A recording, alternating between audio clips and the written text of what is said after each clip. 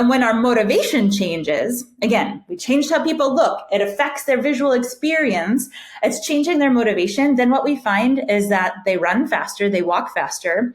If they can adopt this strategy, even when we're not looking, and they want to adopt that strategy. So when we look at their health and pedometer apps for the week that follows, they go out for more walks and runs, they take more steps, they're being more efficient in their exercise.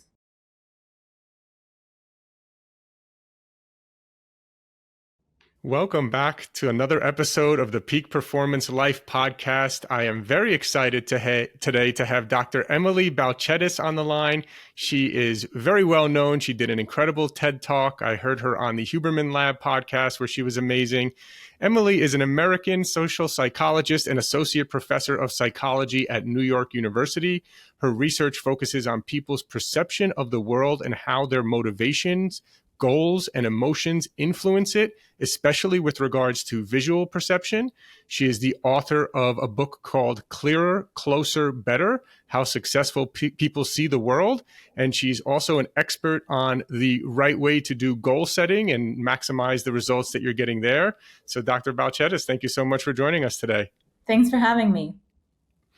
Awesome. Well, let's jump right into it. And maybe just kind of a little bit of a backstory of how you got interested in the work that you're doing today and kind of a little bit about your journey.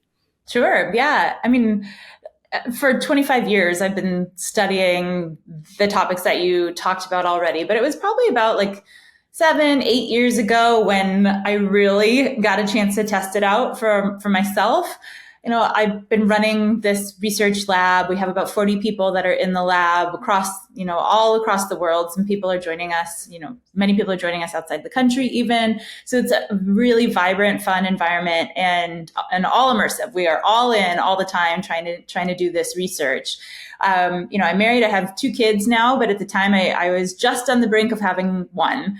And I had the chance to write the book that you talked about. So now I was like, all the different hats that somebody could wear, I got the chance to wear them all at one time. And at the time that I happened to be writing a book about goal setting. So I decided I'm going to try them out for myself and see, like, do they really work? If I can I put my money where my mouth is, and what's that experience like? So, that's the approach that I take, is that, the tactics that I'm talking about are science-based, they're evidence-based, these results are coming out of my lab, but, dozens of other labs all around the world that are trying to understand how can we best help people meet their goals. But it's also informed by real life, as I and others on my team and other people are trying these tactics out for themselves. What can we learn about it at the individual level and not just at the level of science? Amazing. I love it. I'd love to hear. I'm so curious, like, what are some of the most interesting things that you've discovered in your lab? Oh, I think everything we discover in my lab is really interesting. It's a team effort, right? So I'm not just trying to be egotistical here, but I'm so proud of all the things that every team member that I get to work with has produced, because all of it is just, it's really important. It's novel, and it takes a lot of hard work for people to produce these results. So everything coming out of the lab is really great. Some things that were unexpected, I guess, is, a lot of people are interested in vision boards or, like visualizing in some way what their life goals are. I see this popping up all over the place. I see it in my doctor's offices, sort of in their like little nook where they're taking their own notes and stuff. And my eye doctor's office has got some of that, like this is what they want for their life. I've seen it over in my mother-in-law's house, like a lot of people use this, and it's not just for personal goals. It's not just like cultivating or scrapbooking images of what do we want for ourselves and how are we going to achieve our own happiness. But in fact, there was a study done by TD Bank of entrepreneurs, 500 small business owners, and the vast majority of them said that they use these kinds of vision boards also, like literally creating a montage of the visuals that reflect where they want their business to be.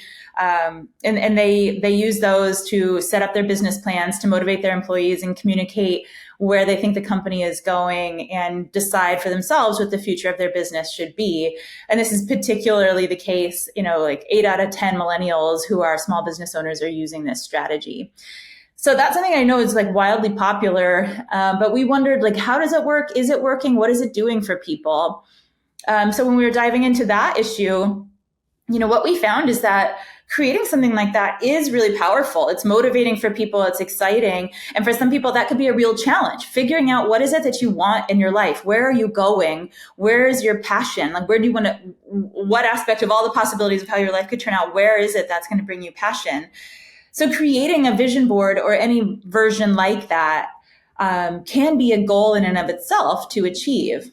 The problem is that precisely because of those feelings, it can lead us to be less likely to actually accomplish our goals, because we've actually done something that's pretty hard, like create a destination for ourselves 5 or 10 years out in the future.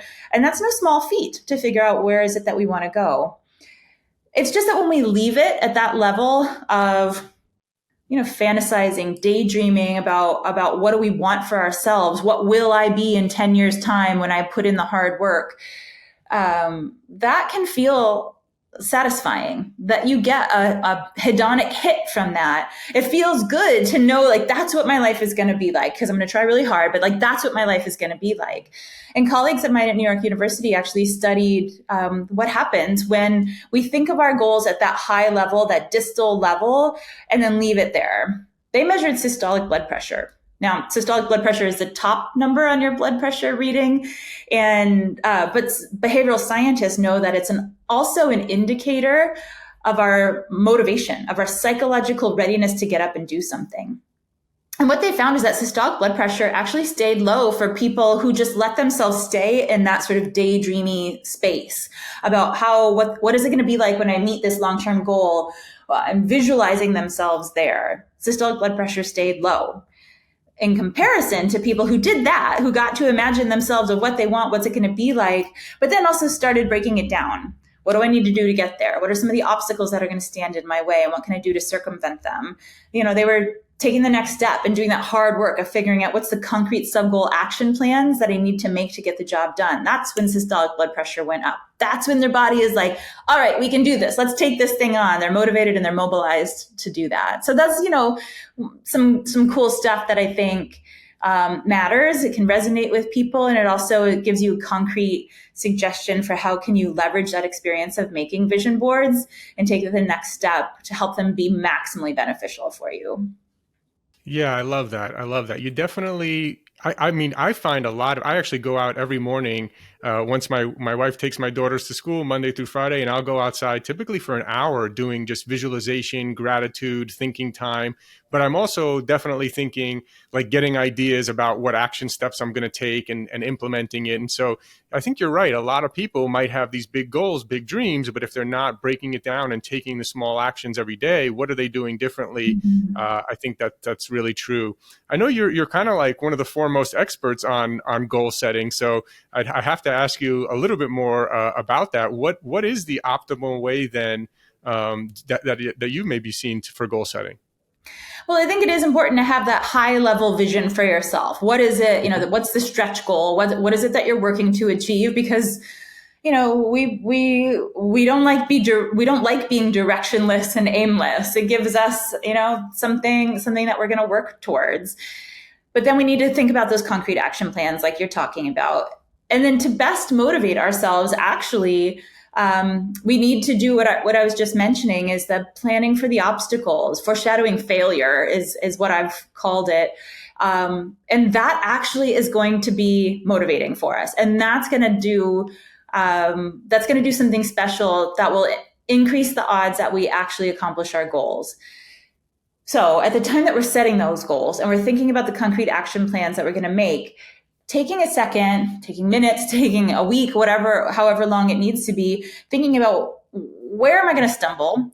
What's something that could happen that could derail me? And what am I going to do about it? It's kind of the same idea as like when you get on an airplane and they you're about to take this flight. Hopefully you're going somewhere fun. And then they like kill the vibe by saying, and here's where you can find the life jackets and the oxygen masks are going to drop down. And they're giving you all this like doomsday scenario stuff, but they're giving you the plan of action. Also, should in the unfortunate event or in the rare event that this actually happens, you know what to do, because you're going to be panicking. It's going to be scary. There's going to be a lot of different things that are happening. That's not the time to be getting that kind of lecture of where are you going to be able to pivot and find what's going to keep you safe. And the same is true when we're working on our own goals. When we hit an obstacle, that's not the time for us to like figure out how are we going to move through this. We often are we're experiencing our own like emotional turmoil then if we're up against a really big challenge, or we're short on time, or we have fewer resources in terms of social support or personnel who can help us move through it. When we're in one of those sorts of emergency obstacle states, like we want to be able to pivot as quickly as possible.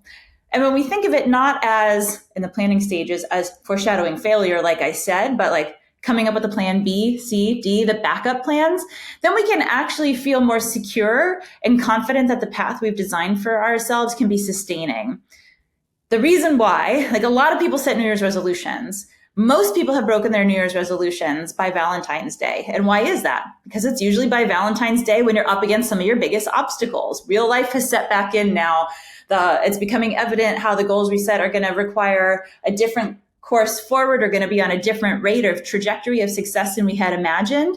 And we start to experience, there's just more that gets thrown our way, which are the obstacles then. And people tend to not do that harder work of planning in advance of what am I going to do when this starts to get real, when it starts to get hard, when there are more challenges that I'm up against. And that's why the majority of people throw in the towel by Valentine's Day.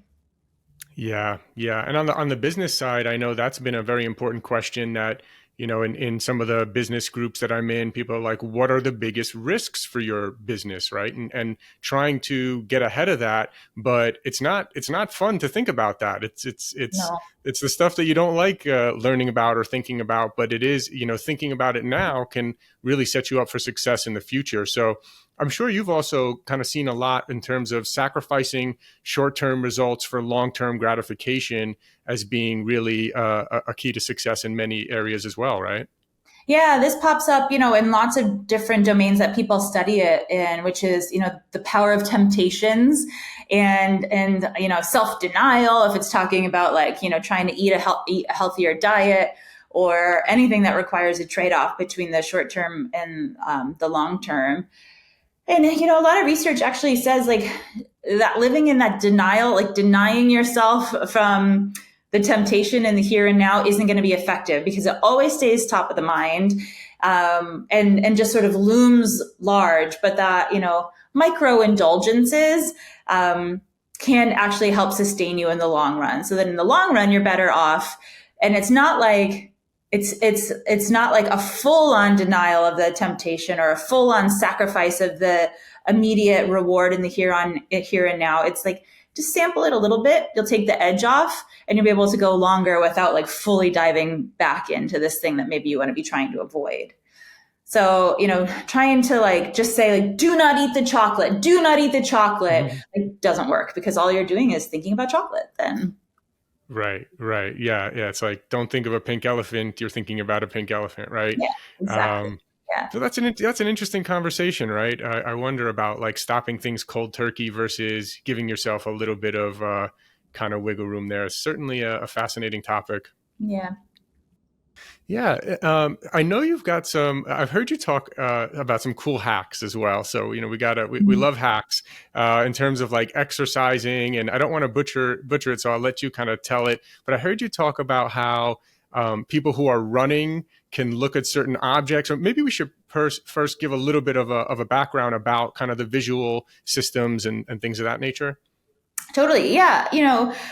Across the board, a lot of what goal researchers, we call them self-regulation researchers, how can we help ourselves to better meet our goals, show us that the more effort we have to put into something, the less likely it is to be a habit or to be sustaining in the long run. If we make the pursuit of a hard goal hard itself, it's probably not going to work out as well. So if we can try to make the pursuit of our goal, making the things we need to do every day easier for us, then we're going to be able to stick with it longer. I mean, it sounds pretty straightforward, right? But it's something that we often don't give ourselves the benefit of. We come in strong thinking like, new year, new me, I'm going to change myself in all of these ways.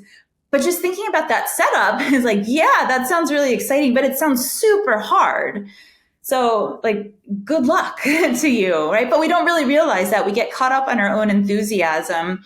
And then we choose courses of action that might be the whole like cold turkey or instant change. And then we just hope that it sticks. And that's just not as effective. What works better is trying to figure out how can we take the thinking out of it. If we have something that we want to do every day or that we want to do every couple of days, it's better if we don't have to remind ourselves or talk ourselves into it or try to like effortfully carve out the space to be able to do these things. We want it to become automatized. Automaticity is a concept that people talk about, which is like there's something that you can see in your environment and it's going to automatically trigger your behavior. So we can try to think about that. Can we use what we're seeing? Can we set up our visual environment in a way that will nudge us to doing the thing that we want to do? Now, this isn't like nefarious. I'm not talking about anything that's implicit or, it's not bad stuff. It's like recognizing that you'll do a better job if you don't have to always think about it, but you can be the one who's in charge of setting up your world in a way that's going to nudge you to choose the things that you want to be choosing. And so at the heart of it, we're talking about our visual experience. We're talking about, are there reminders that we can put in our world, at our desk, in our bathroom, on the bathroom mirror, the way that we set up our fridge? Can we give ourselves reminders to do something automatically rather than having to remember to do it? You can think about what's at the foot of your bed. Do you have slippers at the foot of your bed? Do you have your robe at the foot of your bed? Or do you have running shoes and your exercise clothes or your yoga mat at the foot of your bed? If you want to be able to exercise more, just that simple way of like, where do you dump your clothes, or how do you lay out your clothes for the next day, or can you lay out clothes for the next day? That's a visual reminder of the choice that you want to make. You've just made it a little bit easier for yourself to find all you need to get a little bit of exercise done in the morning. You can think about if you want to eat healthy, how should you stock your pantry? What goes at eye level? What goes further behind? What goes in clear Tupperware, and what goes into deeply saturated colored Tupperware that you can't really see unless you open up the lid? Those are all subtle ways that have proven effects on what we choose to eat, how much we choose to exercise. So you can just start to think about all the different ways about how we look at the world around us that might be making subtle suggestions for what we should choose to do. So that's one way that I think, being mindful about how we construct our visual world can be related to how well we're able to pursue and meet our goals. Yeah. Yeah. And then I've heard you also talk about kind of breaking things down into kind of chunking down a little bit, right? Like, let's say, if you're running 100-mile race or marathon or something, right? Probably not a great idea to think, I got 99 miles to go. I got 98. It sounds like a lot, right? Yeah.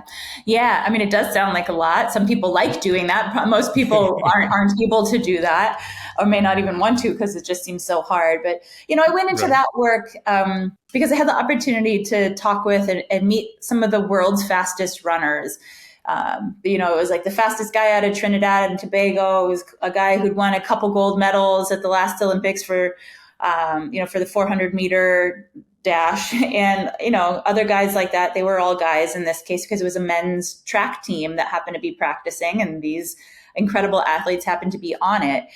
I went into this thinking people like that who are running at that caliber, they probably have amazing superpowers of perception that they can somehow track where they're going, where they need to be, where they are relative to the competition, almost like they had eyes all over, on the front of their face, on the back of their head, everywhere.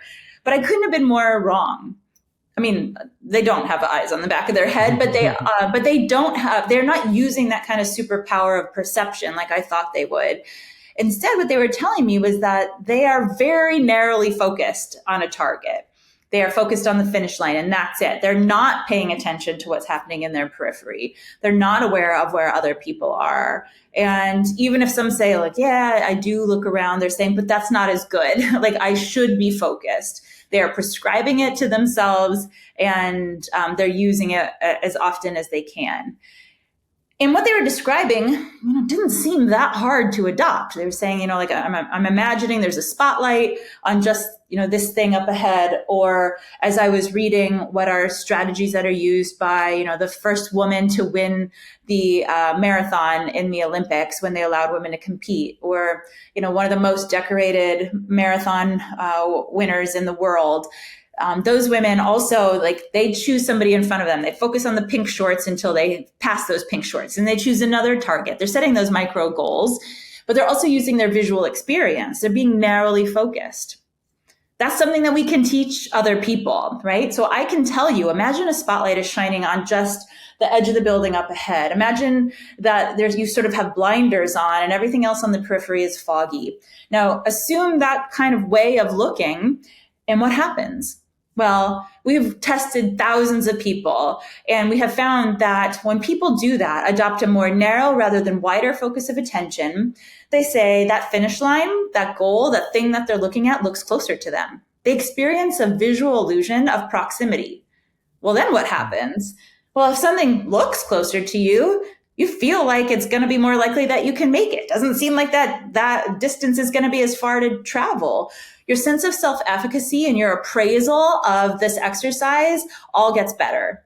It has a motivational effect. I think I can do it. I'm pretty sure I can take this on. I'm excited to take this on because I know that I can. And when our motivation changes, again, we changed how people look. It affects their visual experience. It's changing their motivation. Then what we find is that they run faster, they walk faster. If they can adopt this strategy, even when we're not looking, and they want to adopt that strategy. So when we look at their health and pedometer apps for the week that follows, they go out for more walks and runs. They take more steps. They're being more efficient in their exercise. It's amazing, right? So this is a simple strategy that's just about changing how are you orienting your visual gaze in the world. And it has this whole cascade of effects that ends up translating into improved efficiency at exercise.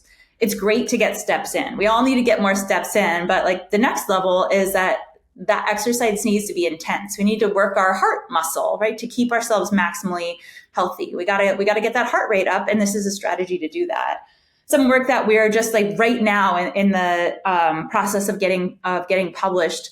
So we've worked with this research has thousands of runners who participated in it.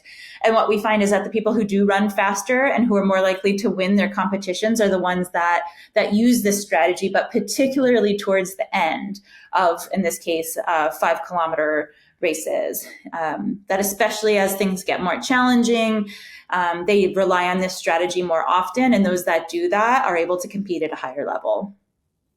Very interesting. Very interesting. So an example for someone, let's say, who wants to go for a run would maybe just be like, I'm going to make it to there, or even an example. I think even for myself, sometimes, I mean, this is not kind of a direct example, but I'm like, man, I really don't feel like doing the workout today, but I know I need to do the workout.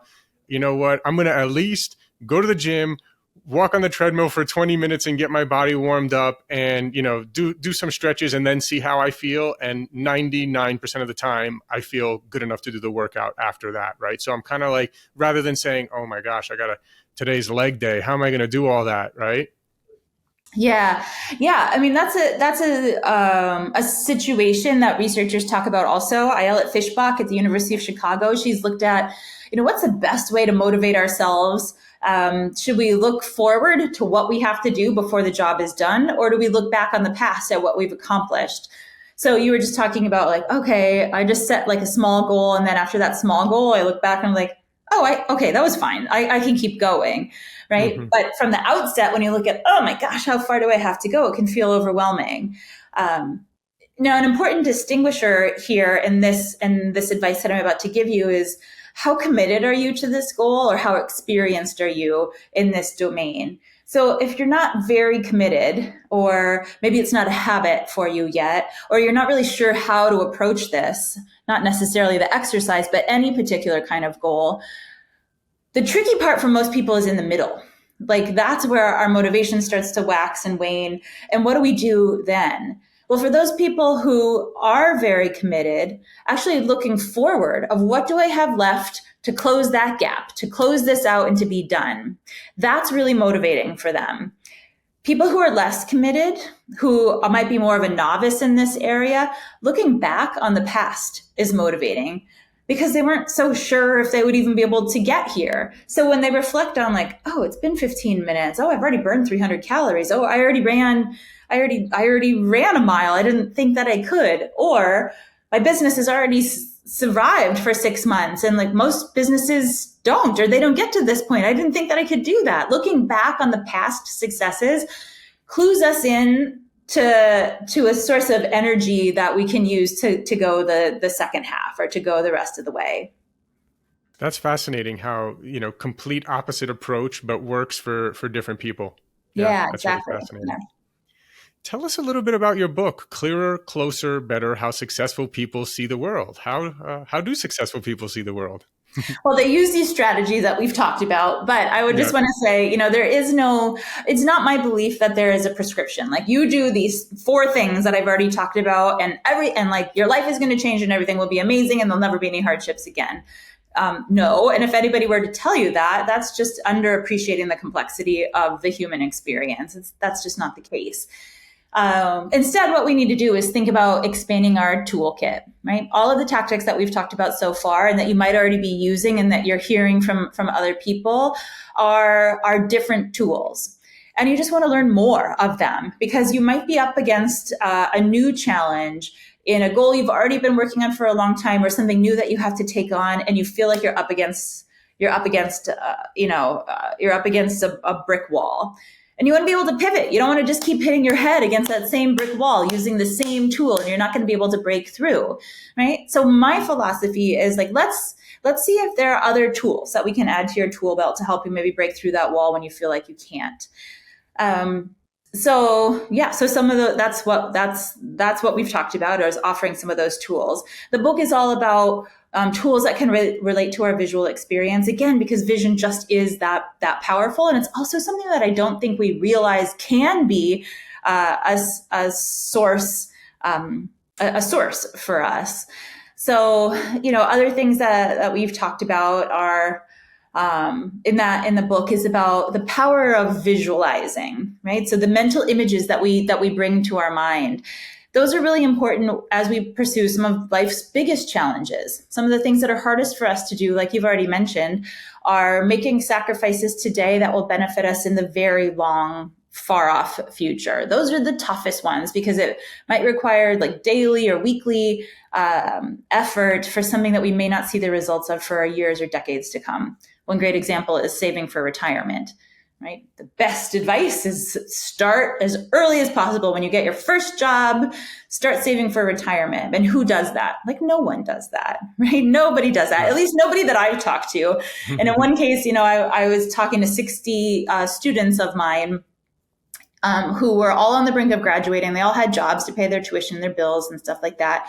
And I asked them, are you saving for retirement? And 55 out of 60 of them said no. They're doing literally nothing. I wasn't surprised at all by that. And I would have been part of those 55 out of 60 if somebody had asked me at that stage of my life too. But any expert will tell you that that's a mistake, right? Because of how compound interest works.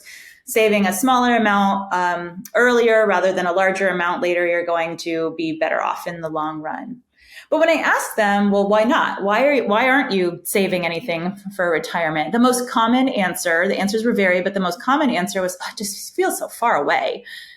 And like the words that they were using really sounded similar to, the conversations I was having with myself and with other people about like, why aren't we exercising enough? Why aren't we going the distance? Like, why aren't we pushing ourselves to do something that we know is in our best interest? Just because like literally in the case of walking or running, like that looks too far away. I can't run 5 miles. That looks so far away. Or, it involved that experience of distance.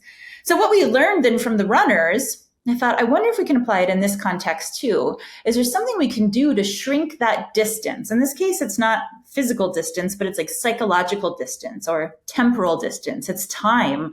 We need to connect people who are like 22 years old, in this case of who I was talking to, with like their 65-year-old self, right? We need to make that feel relevant, that 65-year-old version of me is related to the 22-year-old version of me. Can we shrink that space? And will that help them feel a connection that makes it easier to make the sacrifice for today? Will it not feel so far away as I think about my retired self?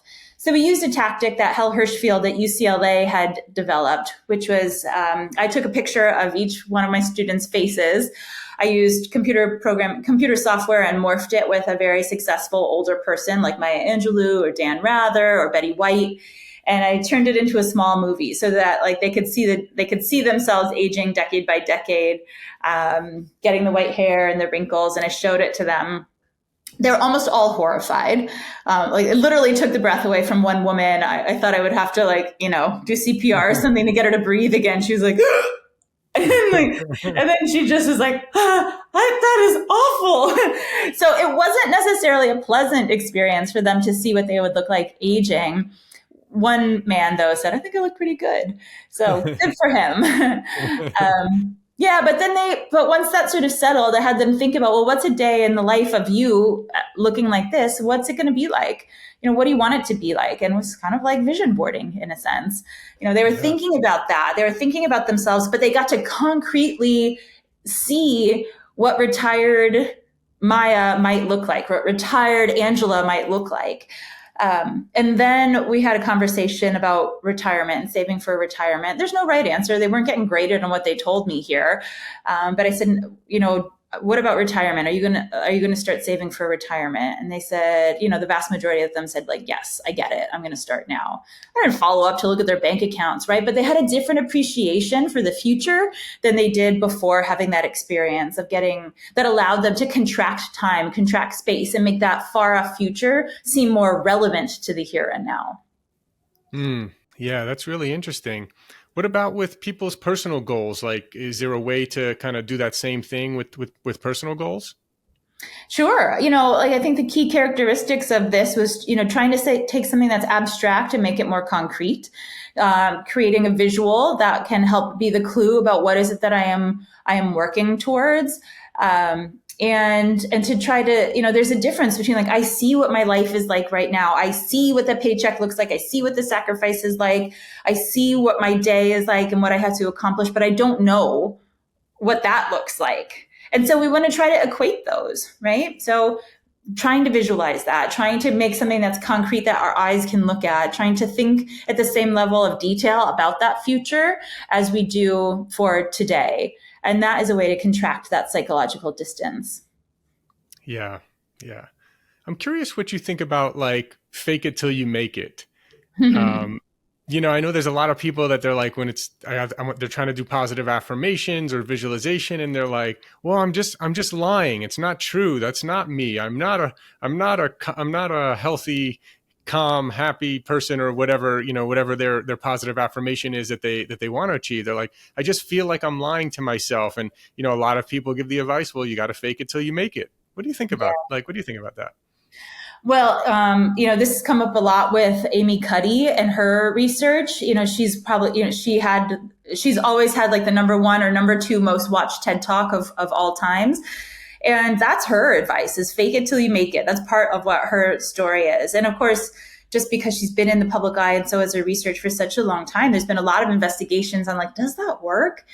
And aspects of it do. Aspects of her original claim in those TED Talks have been replicated, which is that it does change your sense of self-confidence and your beliefs in yourself, right? And that's important. What doesn't seem like it works from the research side of things is that it may not necessarily change your cortisol levels or your testosterone levels or, the chemical composition of you that some people have tied to aspects of power or control.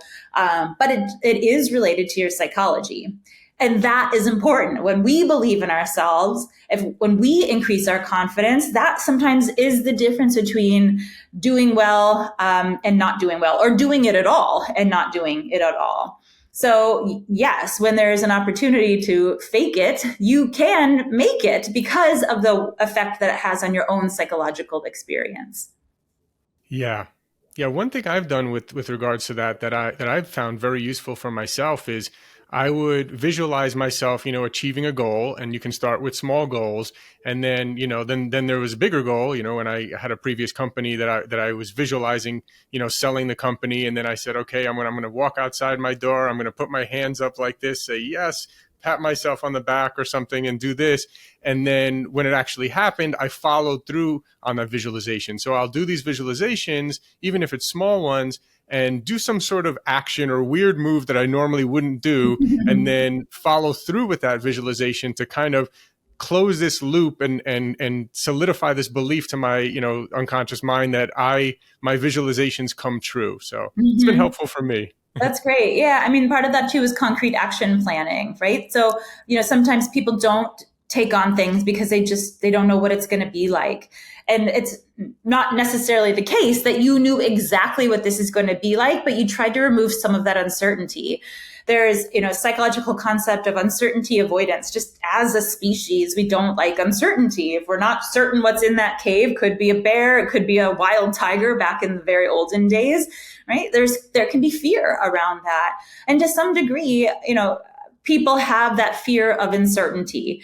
But by doing those visualizations, you're helping to remove that uncertainty. Now you have a sense of how this might play out, and you're setting up that concrete action plan, right? Like, if this is what happens, this is what I'm going to do. When I encounter this situation, this is what I'm going to do. And you've helped to automatize the behavior. You've made it easier for you to do the thing that you thought you would do. And you made it easier to put your hat in the ring in the first place because you've removed some of that uncertainty. So I would say, what we've already been talking about, it's showing up in that experience for you in at least 3 different ways. And then there's a celebration, right? You do follow through with your arms in the air and cheering. And maybe it seems silly to you, or maybe it looks silly to somebody who's watching you do it. Probably not, though. I think there's something also called the spotlight. I do it in private anyway. I make sure I do it in private. And it might feel like closing the loop on that visualization and making it come true. And some people might hear that and say, oh, that's just like superstition then or something. And I'm not a superstitious person. And maybe it is. And who cares? Even if it is, like, there's no harm in that. But I would say a lot of the work that you did is not superstition. It's actually evidence-based good scientific practices of the concrete action planning, removing the uncertainty, creating an automatic, when I enter this situation, this is what I'm going to do, behavioral plan. That's not superstition. That's good science. Yeah. And I know we have to wrap soon, but I did want to kind of get some final thoughts as well. I'm curious, what are your thoughts though on like, because when I think about what I'm doing there also is, and what I think about a lot of things is the belief system is so important, right? Like the whole, whether you think you can or think you can't, you're right. If you don't believe you can do it, you probably won't even take the actions necessary to achieve a certain goal. What are your kind of thoughts, or if you've done any work around how people's belief systems affect what they create in their life? It's huge. Yeah. Self-efficacy. This has been a concept. Albert Bandura, one of the most, famous psychologists of all time, was studying self-efficacy, the belief in your own ability to get stuff done. Another whole line of work is called, appraisal theory. How are we appraising this task? Do we appraise it as a challenge or a threat? A threat could be, I don't think I can do this. I think I'm going to fail at this. That's not for me. I can't enter that space, versus this is going to be hard, but I think I have the resources to take this on. I'm actually excited to test out whether I can or I can't do this. Same space you might be venturing into, but it's a change in mindset. It's your mindset that is differing. And what happens is that there are huge physiological differences. People have measured heart rate. They've measured skin conductance, like how sweaty do your hands get? All these different components that are about the arousal system. How anxious are you making your body by what you're telling yourself in your mind? And when we see all those changes, the cortisol levels are increasing, your heart rate is going, your hands are all sweaty, and then you don't perform as well. And you say, oh, look, see, I was right. I knew I couldn't do this thing.